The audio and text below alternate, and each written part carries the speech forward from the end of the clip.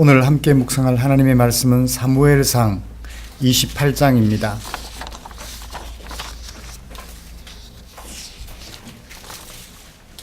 한 절씩 교독하며 마지막 25절까지 같이 읽겠습니다. 그때에 블레셋 사람들이 이스라엘과 싸우려고 군대를 모집한지라 아기스가 다윗에게 이르되 너는 밝히 알라. 너와 네 사람들이 나와 함께 나가서 군대에 참가할 것이니라.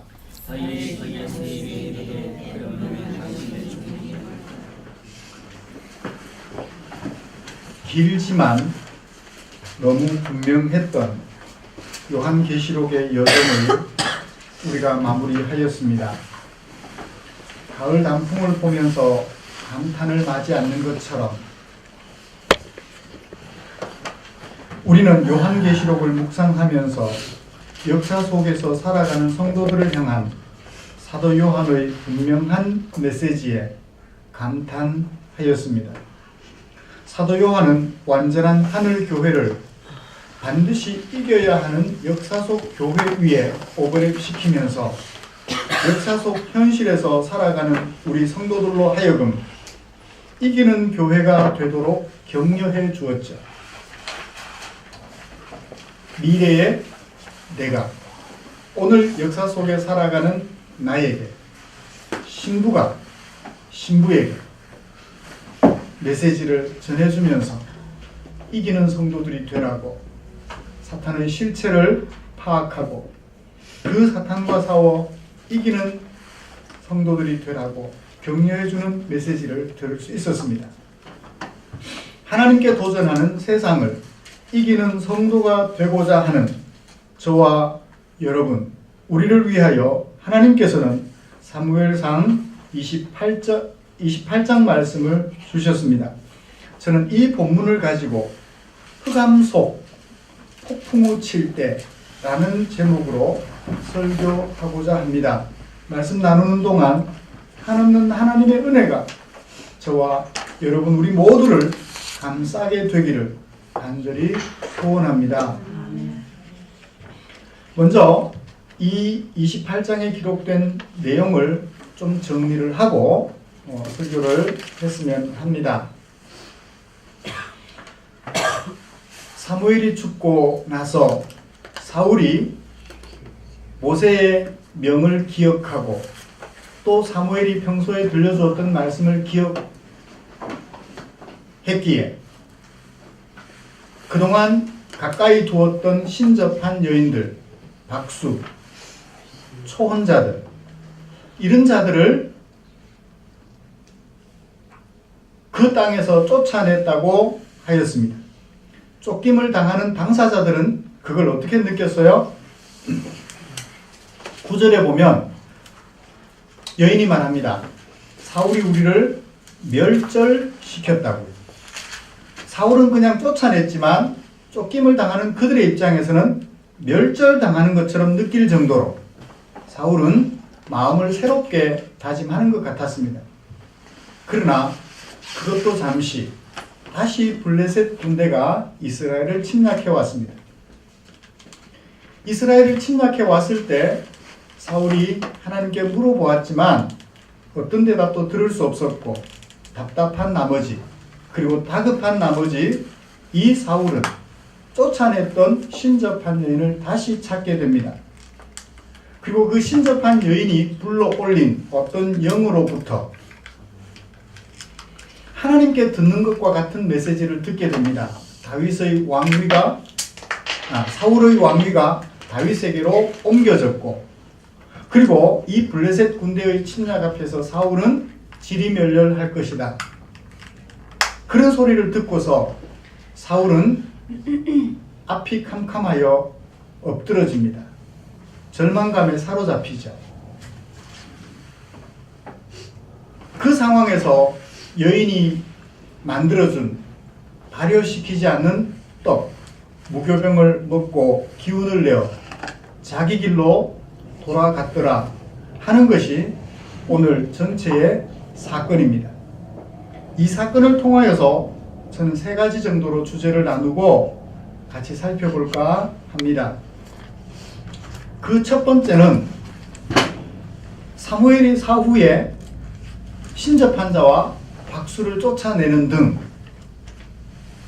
정상적인 하나님의 백성, 하나님의 세우심을 받은 왕 같은 생활을 하는 사울에게 흑암 속 폭풍우 같은 상황이 거듭되는 그 상황이 왔다는 사실을 같이 하나 살펴보고 싶고요.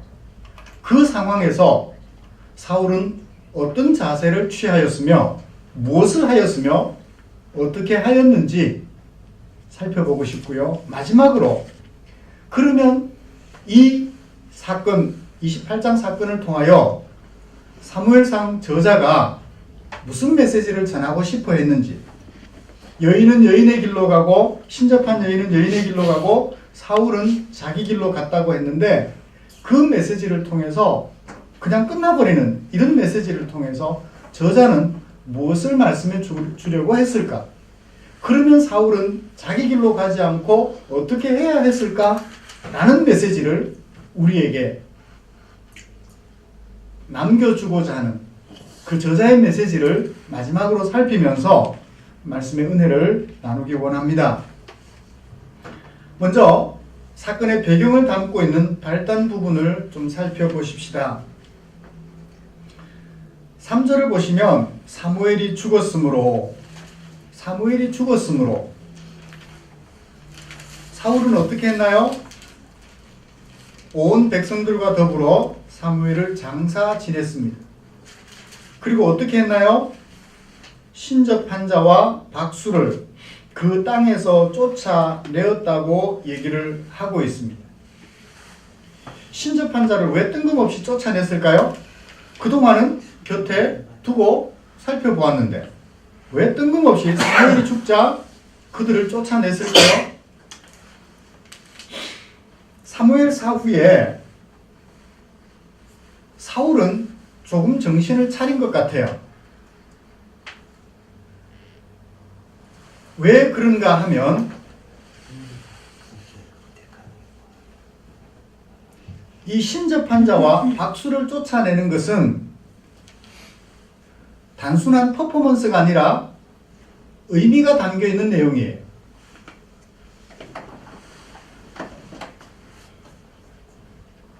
일찍이 모세가 가나안 땅을 건너다 보면서 이스라엘 땅에 들어가 살게 될 자기 백성들을 향하여 설교한 것을 신명기에 기록하고 있습니다. 그 신명기 18장 10절 이하 12절까지 말씀에서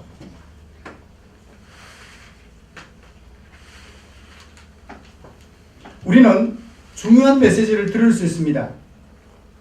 그의 아들이나 딸을 불 가운데로 지나게 하는 자나 점쟁이나 기륭을 말하는 자나 요술을 하는 자나 무당이나 진언자나 신접자나 박수나 초혼자를 너희 가운데서 용납하지 말라. 이런 일을 행하는 모든 자를 여호와께서 가증히 여기시나니. 이 메시지에 온전히 순종한 것 같아요. 그러므로 신접한 자와 박수를 쫓아낸 사울의 행위는 정신을 차린 것으로 하나님이 나를 왕으로 세우셨다는 사실을 인정하고 이제 사무엘, 물어볼 수 있는 하나님의 뜻을 물어볼 수 있는 사무엘이 죽었으니 하나님께 여쭤보며 살겠습니다 라는 마음을 다지는 신앙의 정환점이었다고 볼 수 있을 것 같습니다. 그러나 잠시 동안 정신을 차린 사울 앞에 어떤 일이 펼쳐졌나요? 1절과 2절 그리고 4절과 5절을 보십시다. 1절에 보면 그때 블레셋 사람들이 이스라엘과 싸우려고 군대를 모집하였다라고 했습니다. 그리고 4절을 보면 블레셋 사람들이 어디에 모였어요? 수넴에 모였다고 해요. 그러니까 3절을 가운데 두고 1, 2절, 4, 5절이 감싸고 있어요. 사무엘이 죽은 것은 이미 벌써 죽었어요. 어디에서 볼 수 있느냐면 25장에서 사무엘이 이미 죽은 사건을 기록하고 있습니다. 그러므로 사무엘이 죽고 사울이 신접한 자와 초혼자를 박수를 쫓아낸 후에 블레셋 군대가 공격을 감행했다는 것이죠. 1절에서 블레셋 군대를 모집했다고 했는데 4절에 보니까 어떻게 됐나요? 쳐들어왔어요. 어디까지 쳐들어왔나요? 수넴까지. 수넴이 어디냐면 요단강을 기준으로 북에서 남으로 흘러내리는 요단강을 기준으로 볼 때 하나님께서 이스라엘 백성들을 허락하신 이 가나안 땅이 남쪽 사해로부터 북쪽 갈릴리 그 서쪽 편 그리고 북쪽 남쪽으로 일정 부분까지 이스라엘의 영토에 이 요단강 서편에 있는 땅인데 갈릴리 호수와 그 약간 아래쪽에 있는 사마리아 사이에 있는 도시에 그 남쪽에는 블레셋이 이미 오래전부터 자리를 차지하고 있었습니다. 자, 여기 수넴까지 왔다는 얘기는 이미 사울과 다윗, 그의 조상들, 출애굽한 이스라엘 백성들이 정복했던 하나님의 은혜로 정복했던 그 땅들의 절반까지 빼앗겼다는 것을 알 수가 있죠. 자기 선조들이 하나님의 은혜로 정복하여 누리고 있던 그 땅을 이미 블레셋 군대에게 상당 부분 빼앗겼음을 알게 됩니다. 어떤 사울이었는데? 사무엘사 후에 이제 하나님을 왕으로 섬기며 하나님의 음성만 들으며 살아가겠다고 다짐했던 사울에게 찾아온 것은 무엇이었나요? 블레셋 군대의 나라 절반을 빼앗는 공격입니다. 한 나라를 다스리는 왕으로서 나라의 절반을 빼앗기고 적들의 공격이 나라의 절반까지 들어왔다면 이것보다 더 캄캄한 상황이 있을까요? 흑암이죠. 어떤 상황에서 하나님만 왕으로 섬기며 살겠다고 다짐한 사울에게 이런 어려움이 찾아온 거예요.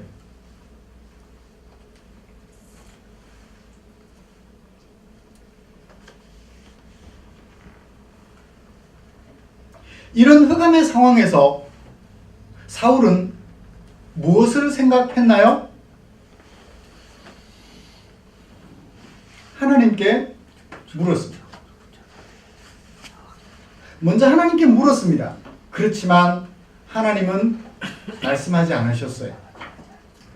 우림으로도 말씀하지 않으셨고 선지자로도 말씀하지 않으셨다고 6절에서 기록하고 있습니다.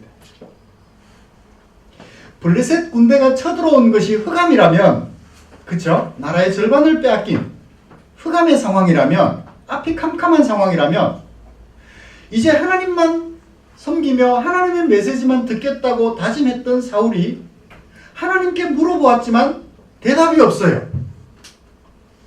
삼중적으로 말씀하셨습니다. 그죠? 하나님께 물었지만 대답하지 않으셨고, 6절을. 그 다음에 뭐로도 말씀하지 않으셨고, 꿈으로도 말씀하지 않으셨고, 우림으로도 말씀하지 않으셨고, 선지자로도 말씀하지 않으셨고. 그러니까 사울이 한 번 하나님께 물어보고 끝내버린 게 아니에요. 3번씩이나 방법을 찾을 수 있는 대로 찾아보았습니다. 그렇지만 하나님이 대답하지 않으셨어요. 블레셋 군대가 침략해 들어온 것이 흑암이라면 하나님의 삼중적인 응답 없음은 뭐와 같아요? 흑암 상황에서 폭풍우까지 몰아치는 거예요. 엎친 데 덮친 길. 사자성어로 뭐라고 할까요? 사면 초가.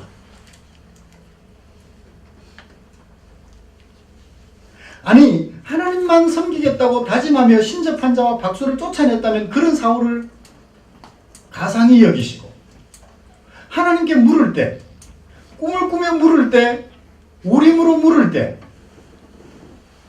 선지자를 찾아 물을 때 하나님이 응답해 주시지 하나님도 묵묵부답이셨어요. 흑암 속 폭풍우까지 몰아치고 있는 참으로 어려운 상황이었습니다.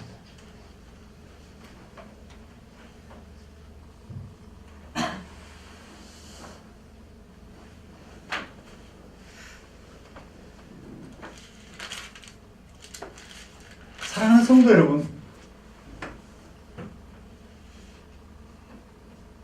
이런 사울의 모습을 보면서 혹 내 얘기 같은데?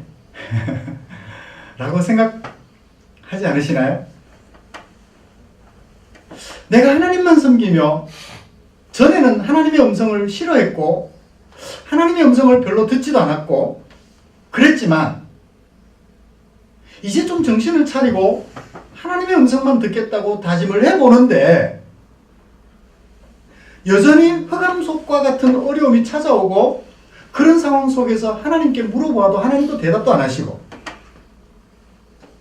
흑암 속 폭풍우가 몰아치는 것 같은 상황, 사울의 상황이 혹 저와 여러분들의 상황은 아닌가요?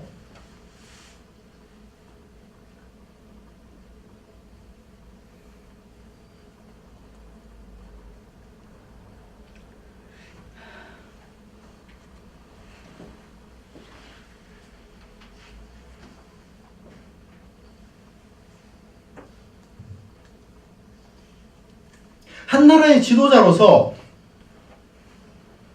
풍전등화에 처한 그것만 해도 흑암인데 하나님께 여쭤봤는데 하나님도 대답하지 않으셔요.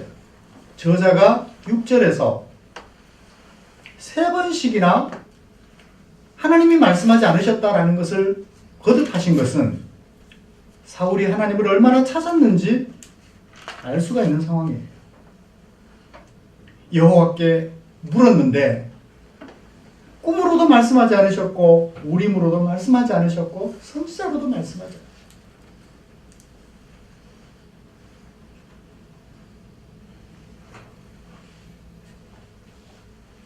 우리는 요한계시록을 묵상하면서 그 이유를 이미 잘 알고 있습니다. 왜 그런가요? 이 짐승이 우리로 하여금 하나님의 음성을 듣지 못하게 회방해요. 용이 우리로 하여금 하나님의 음성을 듣지 못하도록 해방해요.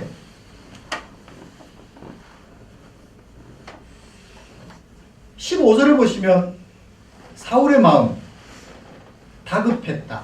심히 다급했다. 스스로 말하기를 내가 심히 다급합니다. 그 다급한 마음 때문에 하나님의 음성이 안 들리는 거예요. 하나님은 분명히 말씀해주고 있는데 뭐라고 말씀해 주실까요?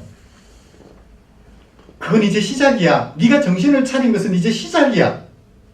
네가 얼마나 계속해서 그 마음을 가지고 있는지 지켜볼게 라고 말씀하시는 것 같아. 그죠?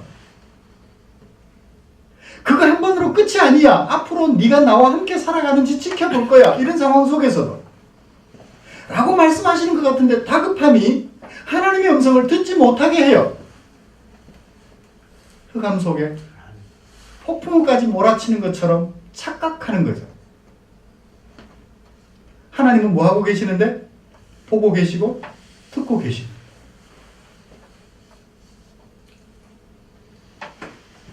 우리도 가끔씩 이런 상황에 처해요. 예수 믿고 이제 정신 차려서 뭔가를 제대로 해보겠다고 하나님 도와주십시오. 주님께서 우리의 바위가 되시고 피난처가 되시며 우리가 쉴만한 그늘이 되신다고 말씀하지 않으셨습니까?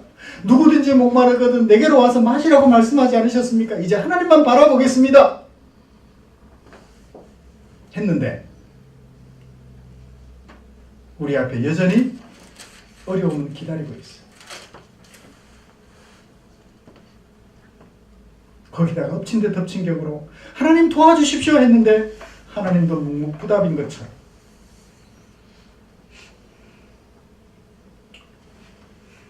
도대체 이제 누구를 바라보란 말이냐? 라고 혼돈하여 헷갈리는 상황이 우리 앞에도 펼쳐질 수 있다는 것. 이것이 우리가 살아가는 역사 속 그리스도인의 삶의 현장이라는 사실을 저와 여러분 마음속에 꼭 새기시기를 주님의 이름으로 축복합니다. 이제 새 마음 가졌으니까 내 앞에는 탄탄대로가 펼쳐질 거야. 그럼에도 불구하고 탄탄대로가 안 펼쳐지면 뭐 하지 못해서? 기도 안 해서 그렇다는데. 뭘 이상한 소리를. 여러분 아무리 기도해 보십시오. 여러분 앞에 탄탄대로가 펼쳐지는가? 아니에요. 삼통이라고요? 신통하면 인통하고 인통하면 물통하고 저절로 다 된다고요? 아니에요. 우리 마음가짐 새롭게 해도 여러분 앞에 답답한 사람들이 여전히 서 있고 여러분 앞에 어렵고 힘든 상황이 여전히 서 있습니다. 이제부터 내가 남편 죽도록 사랑하겠습니다. 내 마음속에 이 사랑 끊지 않게 해주십시오. 남편도 변화시켜 주십시오. 집에 갔는데 남편은 어떤 모습으로 있어요? 여전히 그 모습 그대로예요. 여러분들의 속을 뒤집어 놔요. 맞죠? 실컷 기도했는데 집에 가면 여전히 그 모습 그대로 서 있다고요.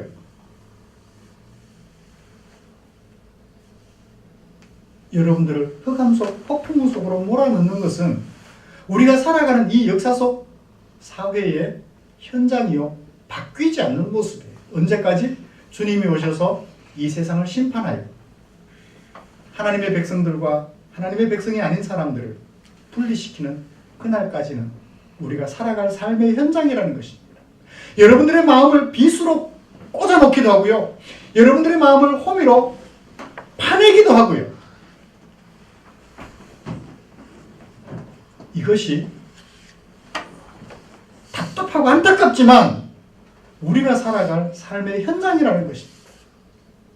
부디 우리가 살아갈 삶의 현장을 너무 평탄할 거야. 예수 믿었으니까 이제 앞으로 만사 형통할 거야. 착각하지 마십시오.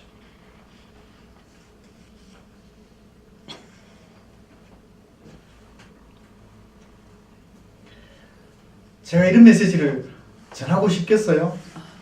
저도 여러분들에게, 여러분들을 하나님께서 만사 형통하게 해주실 줄 믿습니다. 사기치는 거죠, 뭐. 여러분들 앞에 눈을 막아버리게 만드는 거예요. 이런 현실이 우리 앞에 펼쳐질 텐데, 그렇지 않습니다. 라고 말을 할 수가 없었어요. 자, 이런 상황에서 사울은 무엇을 했으며 어떻게 결정을 했나요? 하나님께 물었습니다. 6절. 그러나 하나님께서 침묵하셨어요. 그래서 어떻게 했습니까? 어떻게 했습니까? 신접한 자를 찾았다. 여기서 잠깐만 하나만 좀 더 생각해보고 넘어가십시다. 그런 상황이 올 때 사울은 어떻게 하죠? 얼른 하나님을 버려요. 자기 갈 길을 찾습니다. 제가 지난주인가요? 그 지난주에 저를 이상한 사람으로 생각하지는 마십시오. 천안함 프로젝트라는 영화를 봤습니다. 극장에서 상영을 했는데 어떤 집단의 항의로 극장에서 상영을 포기했어요. 이틀인가 상영하고 중단을 했습니다. 그러고 나서는 IPTV와 또 이제 문화극장들을 중심으로 해서 천안함 프로젝트가 계속 진행이 됐는데 그것조차도 항의에 의하여 더 이상 상영하지 못하고 중단이 됐어요. 인터넷 영화 예매 사이트들을 통하여서 인터넷으로는 볼 수 있어요. 다운받아서 볼 수 있습니다. 10,000원씩 했었는데 제가 지난주에 살펴보니까 3,500원으로 내려갔더라고요. 좋은 영화인데 제가 다운받아서 봤습니다. 보니까 제가 천안함은 북한의 소행일 것이다. 정부가 그렇게 발표했으니까 믿으려고 하는 사람입니다. 근데 그 영화의 말미에 어떤 철학자가 나와서 이런 얘기를 했어요. 의심은 소통의 출발이다. 그게 왜 그렇지? 라고 의구심을 가져보는 것은 소통의 출발이다. 왜 그래요? 라고 물으면 상대방이 그래서 그래. 근데 나는 이렇게 생각이 되는데 하면 상대방이 그게 너는 왜 그렇게 생각하지? 그렇게 생각하지 못할 이유가 이런 것이 있어. 아, 그렇군요. 그럼 어떻게 돼요? 둘이가 하나가 돼요. 소통이 이루어진 거죠. 소통은 평화를 이룹니다. 이걸 우리 말씀 속에 담아보죠. 하나님, 이제 정신을 차리고 하나님을 잘 섬기며 살겠다고 다짐했는데 왜 우리 앞에 이런 어려움이 다가오죠? 물어야 돼요, 안 물어야 돼요? 물으면 불경스러울 것 같아요? 그래요. 천하람이 왜 북한 소행이죠? 라고 물으면 이 국가는 뭐라고 말합니까? 너 좌파구나. 너 종북 세력이구나. 말해버려요. 그러면 더 이상 말 못해요. 입 다물어. 여기. 입 다물어 그 얘기거든요. 근데 하나님도 우리 보고 입 다물어 그러실까요? 하나님, 제가 하나님을 잘 섬겼는데 왜 나에게 이런 어려움이 있을까요? 하면 입 다물어. 하나님 그러실까요? 너 종북 세력이구나. 종마 세력이구나. 마귀를 따르는 종마 세력이구나. 그렇게 말씀하실까요? 아니에요. 우리에게 얘기해 주신다고. 뭔가 들려주셔요. 말 없이 말씀을 들려주신다고요. 왜? 우리에게는 인지 능력이 있으니까.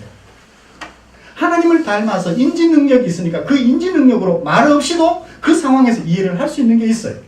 말씀을 들어야 이해도 되지만 말씀 안 듣고 상황만 봐도 하나님의 뜻을 알 수도 있어요. 해부학을 공부해보면, 인체 해부학을 공부해보면 신묘막측이라는 말의 의미를 알게 돼요. 하나님 참 대단하시다. 요즘 메디컬 탑팀, 얼마 전 굿닥터, 메디컬 영화들을 보면서, 의료 영화들을 보면서 여러분 보시잖아요. 인체가 참 대단해요. 인체가 대단해요. 사람으로서 만들어낼 수 없는 탁월함이 그 드라마 속에 드러나고 있는 것을 우리가 보잖아요. 하나님이 만드셨군요. 안 봐도 이건 하나님이 누군가가 만들지 않으면 될 수 없는 일이야라는 걸 짐작할 수 있어요. 하나님께 의구심을 가지면 하나님은 그때부터 우리에게 대화를 시작하셔요. 자, 이 사울은 무엇을 했죠? 하나님과 대화를 중단해버려요. 포기해버립니다. 하나님께 물어봤는데 꿈으로도 말씀하지 않으시고 우림으로도 말씀하지 않으시고 뭐도 하지 않으시고 선지자로도 말씀 안 하시니까 그러면 말씀이 없으면 느낌으로라도 느낄 수 있어야 되는데 경상도 남자 그렇잖아요. 여보 사랑해. 아이고 그 간지러워서 어떻게 말을 해. 내 몸으로 보여주면 되지. 아내 사랑하는 것을 내 몸으로 헌신하면서 수고하면서 보여줄 수 있잖아요. 그죠? 몸으로도 느낄 수 있다고요. 사랑은 입으로 말하지 않고 눈으로 말해요. 노래도 있잖아요. 하나님은 분명히 말씀해 주시는데 사울은 음성으로 들리지 않는다고, 꿈으로 보여지지 않는다고, 어떤 상황으로 드러나지 않는다고 하나님께 여쭙는 것을 포기해버려요. 하나님은 포기하지 않으셨는데 우리 사람들이 포기한다고요. 대화하기를 포기해요. 아, 하나님 나 싫어하시는가 보구나. 그 다음 어떻게 해요? 신하들에게 물었습니다. 저기 있잖아. 며칠 전에 우리가 쫓아냈던 그 신접한 여인 찾아봐. 어딨어? 그랬더니 기다렸다는 듯이 신하들이 사울에게 얘기해 줍니다. 엔돌에 있어요. 아마 사울은 쫓아냈는데 이 신하들은 자주 가서 물어봤던가 봐. 나쁜 놈들이다. 그죠? 왕이 정신을 차렸으면 신하들이라도 같이 정신을 차려줘야 되는데 왕은 정신 차렸는데 신하들은 정신 못 차리고 여전히 엉뚱한 짓 하고 있어요.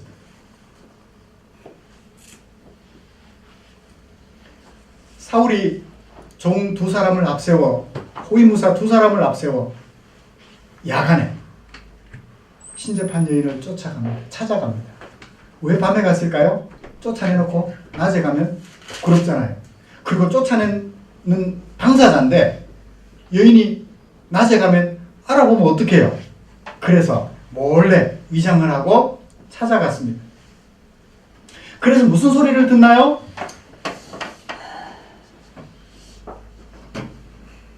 무슨 소리를 들었죠? 16절 여호와께서 너를 떠나 너의 대적이 되셨거늘 네가 어찌하여 내게 묻느냐. 누가 말해요? 신접한 여인이 불러 올린 어떤 영이 말해요. 그가 사무엘일까요? 여자는 어떤 영이라고 했지 사무엘이라는 얘기를 안 했어요. 그런데 사울은 그 영을 뭘로 알아들었나요? 사무엘로 알았어요. 착각이죠. 여인은 그가 사무엘이라는 얘기를 안 했는데 사울은 그가 자기가 그렇게도 찾고 고대하던 사무엘인 줄 착각하는 거예요. 귀신도요 앞일을 잘 알아요. 용해요. 그러니까 사람들이 끌려가죠. 누구도 끌려가요? 예수 믿는 사람들도 끌려가요. 용해서 하도 용해서 용하다 그러면 그냥 거기 끌려가요. 용한 게 뭐가 그리 중요해요? 사실을 말할 뿐 사탄이나 마귀는 상황을 바꿀 수는 없어요. 하나님이 주관하시기 때문에 그렇습니다. 네가 어찌 내게 묻느냐? 맞거든요. 그러면서 말합니다. 여호와께서 너의 왕위를 누구에게 넘겨주셨다? 다윗에게 넘겨주셨다. 맞아요. 그 다음에 19절 여호와께서 또 이스라엘 군대를 블레셋 사람들의 손에 넘기시리라. 맞아요. 이건 아직 일어나지 않은 일이지만 그래서 사울은 어떤 반응을 보였습니까? 20절 완전히 엎드러졌다 그래요. 이는 사무엘의 말 때문에 심히 두려워함이요 그의 기력이 다하였습니다. 굶었기 때문이다.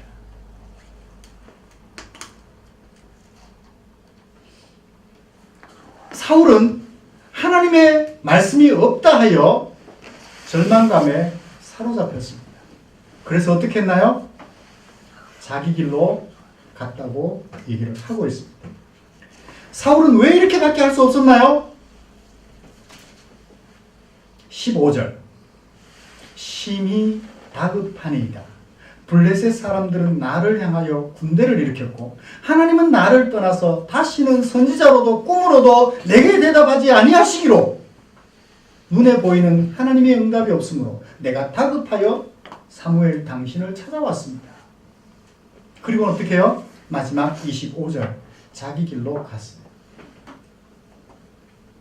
여러분 저자는 이 사건을 통하여 우리 독자인 우리 성도들에게 무슨 메시지를 전해줄까요? 사울이 실패했다는 거 알려주려고요? 사울이 실패하는 게 그렇게 중요해요? 아니에요. 사울이 뭔가 잘못 선택했다는 것입니다. 그것을 알려주려고 너희들은 그렇게 선택하지 말라는 것을 가르쳐주려고 이 사울이 실패한 사건을 기록해주고 있다. 우리는 어떻게 해야 될까요? 자기 길로 가버리면 안 되죠. 엎드러지면 안 되죠. 누구를 찾아가면 안 돼요? 죽은 사람을 찾아가면 안 되죠. 누구를 찾아가야 될까요? 하나님을 찾아가요.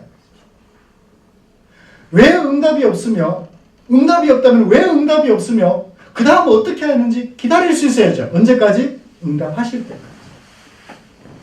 뭔가 자기가 느끼는 것이 있을 때까지 하나님의 나를 향한 사랑을 느낄 수 있을 때까지 기다리면 되죠. 뭐 하나님의 백성들을 망하도록 내버려 두시겠어요? 하나님은 어떻게 할까요? 하나님 하라 하실 때까지 기다리겠습니다. 기다리면 되죠. 근데 어떻게 해요?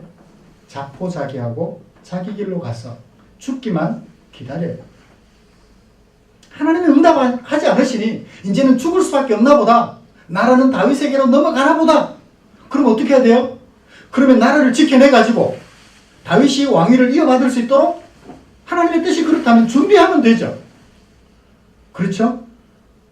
그 왕위를 꼭 자기가 지켜야 되나요? 하나님의 뜻이 다윗에게로 넘어가는 것이며 다윗이 그 왕위를 계승할 수 있도록 준비해주면 되잖아요.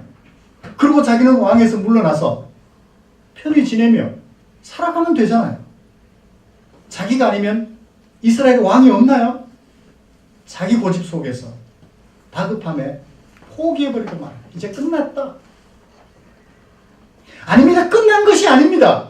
하나님의 백성들에게는 그 끝났다고 생각할 만한 상황이 무엇이라고요? 새로운 출발이라.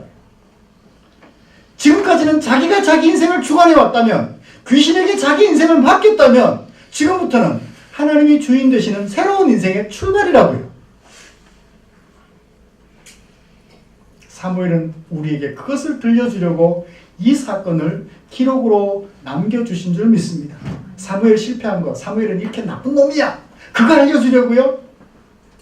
그래요. 나쁜 놈인데 그럼 우리는 어떻게 해야 되죠? 그 음성을 들을 수 있어요. 하나님의 음성이 금방 눈에 보이게, 보이지 않고 들리지 않는다요, 포기할 것이 아니라 느낌으로도 느낄 수 있는 하나님의 음성을 듣고 그 하나님의 뜻을 따라 자기 인생을 빚어가고자 하는 그런 열정이 우리에게 있기를 이 사무엘상의 저자는 우리에게 전해주고 있는 것 같다는 느낌을 가져봅니다. 말씀을 마치겠습니다. 사랑하는 성도 여러분, 우리가 신앙적으로 정신을 차려도 우리 앞에 역사적 현실은 여전히 어렵습니다. 여러분들을 간단하게 내버려 두질 않아요. 뜬금없이 여러분들을 부자가 되게 하지 않으십니다.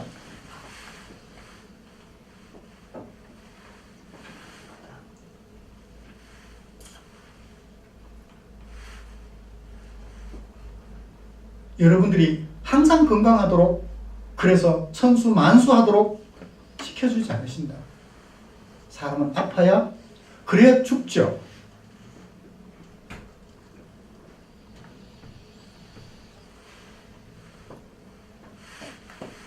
우리 앞에 펼쳐질 삶의 현장이 결코 녹록지 않다는 사실을 마음에 새기며 그 녹록지 않은 현실 앞에서 어렵다 하여 하나님이 아닌 다른 곳에 기웃거리기보다는 죽는 그날까지, 하나님의 부르심을 받는 그날까지 하나님을 바라보며 내가 아니면 그 다음 사람이 준비할 수 있도록 준비해주며